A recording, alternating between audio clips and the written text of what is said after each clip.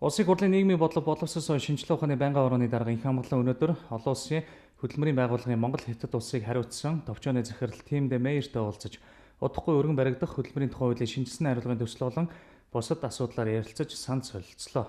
Байнгын орооны дарга их хамгаалан ноён Тим Дэ Мейерийг хүрэлцэн ирсэн талархал илэрхийлээд удахгүй өргөн баригдах гэж буй хөдөлмөрийн тухай хуулийн шинжилсэн хариулгын төслийн талаар товч ярьлаа.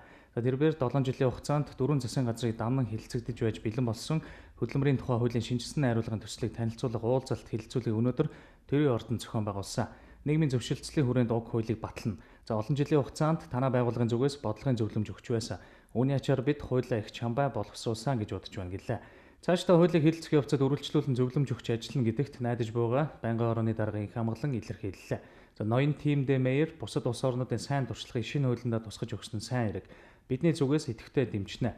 Хөдөлмөрийн тухай хуулийн шинжилсэн хариулгын төслөөс гадна нийгэмд хэрэгтэй бусад хуулиудыг боловсруулахад зөвлөмж өгөхөд манай байгууллага бэлэн байна хэмээн хариуллаа. Төгсгөлтөнд талууд бусад асуудлаар санал солилцсноор уулзалт өндөрлөлөө.